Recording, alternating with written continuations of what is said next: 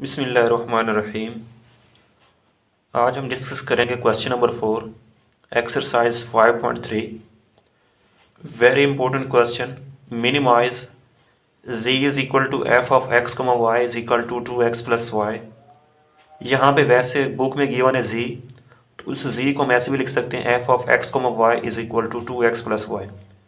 इस फंक्शन को हमने मिनिमाइज करना है और इसके करस्पॉन्डिंग हमारे पास गिवन है constants x plus Y is greater than or equal to 3, 7x plus 5y is less than or equal to 35, और ये दो कंडीशन में हमारे पास गिवन है।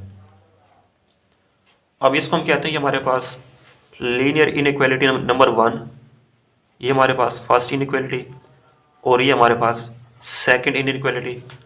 तो सबसे पहले हम क्या करेंगे, वैसे इसको सॉल्व करेंगे।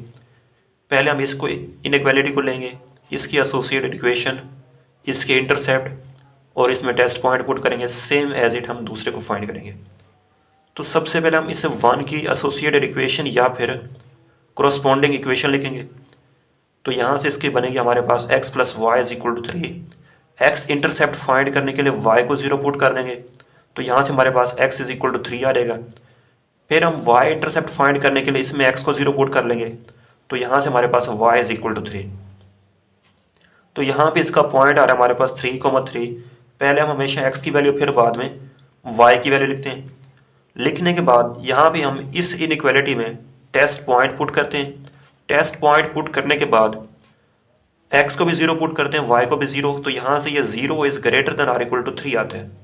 अब चूंकि ये 0 लेस होते हैं 3 से, तो ये जो हमारे पास रिलेशन आ रही है फॉल्स आ रहा है। फॉल्स आने का मतलब ये होता है कि इसका जो ग्राफ बनेगा वो ओरिजिन से हट के बनेगा। अब हम सेकंड को लेते हैं। सेकंड की एसोसिएटेड इक्वेशन क्या बनेगी, 7x plus 5y is equal to 35। फिर हम इस इक्वेशन की x इंटरसेप्ट फाइंड करते हैं। x इंटरसेप्ट फाइंड करने के लिए y को 0 पुट करते हैं, तो यहाँ से 7x इज इक्वल टू 35, 7 पे डिवाइड करें x इज इक्वल टू 5। फिर हम y इंटरसेप्ट फाइंड करने के लिए x को 0 पुट करते हैं, 5y इज इक्वल टू 35, तो यहाँ से 5 पे डिवाइड करें y इज इक्वल टू 7। तो इसके जो पॉइंट्स आ रहे हैं वो आ रहे हैं 5,7। फिर हम इस इनइक्वालिटी में टेस्ट पॉइंट पुट करते हैं 0,0। 0,0 पुट करने के बाद यहाँ पे जो इसके रिलेशन है वो आएगा 0 is less than or equal to 35। अब चूंकि 35 0 से ग्रेटर होते हैं, तो ये इनइक्वालिटी ट्रू आ रही है। ट्रू आने का मतलब ये होता है कि इसका जो ग्राफ बनेगा वो टुवर्ड्स ओरिजिन बनेगा। अब हम इसका बनाते हैं ग्राफ। ये हमने सबसे पहले हमारे पास पॉइंट्स आ रहे हैं 3,3। तो इसका मतलब कि हमने x को भी 3 और y को भी 3 लेने के बाद इन दोनों पॉइंट्स को आपने स्केल की मदद से ज्वाइन कर लिया, तो ये हमारे पास एक लाइन आ रही। आपने ये लाइन तकरीबन ये थोड़ी सी बड़ी खींचनी ताकि ये अगर दूर भी जाके मीट करें तो मीट कर जाए। फिर हमारे पास दूसरा पॉइंट आ रहा है 5,7। यहाँ पे x is equal to 5, y is equal to 7।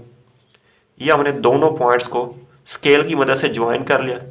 Join करने के बाद इसके बाद हमारे पास दो और कंडीशन गिवन है, x is greater then 0, y is greater then 0। तो x ग्रेटर का मतलब ये होता है कि x जिस क्वाड्रेंट्स में पॉजिटिव होते हैं, ये होते हैं हमारे पास x is greater then 0। y greater का मतलब इस हॉरिजॉन्टल लाइन से ऊपर y पॉजिटिव। तो इन दोनों का, इसका मतलब कि ग्राफ इससे ऊपर बनेगा और इसका मतलब ग्राफ इससे इस तरह बनेगा। तो इनका जो कॉमन रीजन होती है हमारे पास फर्स्ट आता है। अब फर्स्ट में इनका कौन सा सोल्यूशन बन रहा है, अब देखें। पहली चूंकि फॉल्स थी, ये हमारे पास फर्स्ट लाइन आ रही है। अगर ये फॉल्स थी, ये लाइन हमारे पास फॉल्स, अगर ये फॉल्स है तो इसका ग्राफ इस तरह बनेगा। अब अगर ये लाइन ट्रू है तो इसका ग्राफ इस तरह बनेगा। तो इनका कॉमन कौन सा आ रहा है, ये वाला आ रहा है। इस लाइन का मतलब कि ये फॉल्स, ग्राफ इससे पीछे बनेगा। अब अगर ये ट्रू है तो इसका ग्राफ टुवर्ड्स ओरिजिन बनेगा। तो इनका कॉमन सिंपल यही वाला पार्ट सारे फर्स्ट में लाई करेगा। तो इनका जो हमारे पास ये कॉमन रीजन बनेगा, ये वाला बनेगा।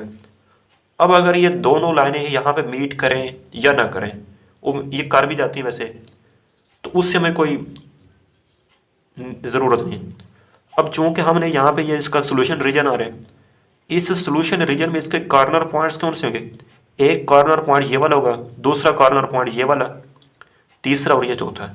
अब ये सारे के सारे कॉर्नर पॉइंट्स आपको मालूम है, कोई भी ऐसा कॉर्नर पॉइंट नहीं आ रहा कि जिसमें ये कोई भी कॉर्नर पॉइंट अननोन हो। और ये दूसरी चीज़, अब आप यहाँ पे इसके कॉर्नर पॉइंट्स में 0,0 भी नहीं आ रहा, क्योंकि इसका जो सोल्यूशन रीजन आ रहा है वो इस ओरिजिन से ऊपर ऊपर आ रहा है, इसमें ओरिजिन शामिल ही नहीं है। तो इसके आपने कॉर्नर पॉइंट्स में ओरिजिन को शामिल नहीं करना। तो यहाँ पे इसके कॉर्नर पॉइंट्स बनेंगे 3,0, 5,0, 0,3 एंड 0,7।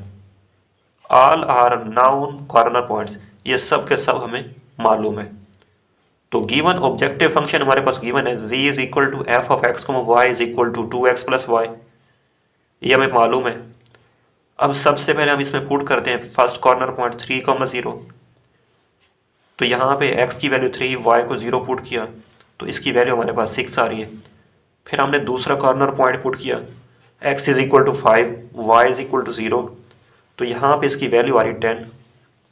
अब इसके बाद हम इसका थर्ड कॉर्नर पॉइंट पुट करते हैं। थर्ड में इसकी वैल्यू आ रही है 3, x को 0, y को 3। फिर हमने पुट किया 0,7, x को 0, y को 7, तो यहाँ पे इसकी वैल्यू आ रही है 7। अब चूंकि फर्स्ट हमारे पास यहाँ पे आ रही 3, यहाँ पे 7, 6 और 10, तो इन सब में से जो हमारे पास मिनिमम वैल्यू आ रही है वो आ रही है 3 आ रही है। अगर हमने इस फंक्शन को मैक्सिमाइज करना होता तो सेम एज इट हम यहाँ पे ऐसे करते, सिंपल यहाँ पे हम लिख लेते कि चूंकि इनमें सबसे बड़ी वैल्यू क्या है 10 आ रही है, अगर मैक्सिमम करना होता so maximum value is 10 at किस पॉइंट पे 5,0। अब इस क्वेश्चन में चूंकि हमने इस फंक्शन को मिनिमाइज करने तो मिनिमम वैल्यू 3 आ रही है, किस पॉइंट पे 0,3 पे।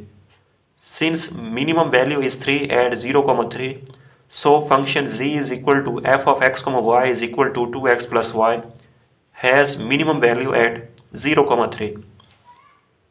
तो यही हमारे पास एक थ्योरम होता है, थ्योरम ऑफ लीनियर प्रोग्रामिंग। वो थ्योरम यही कहता है कि जो भी मैक्सिमम या मिनिमम वैल्यू होती है वो हमेशा कॉर्नर पॉइंट्स पे ही होती है। तो ये जो हमारे पास मैक्सिमम या मिनिमम वैल्यू आ रही है ये कॉर्नर पॉइंट पे भी आ रही है।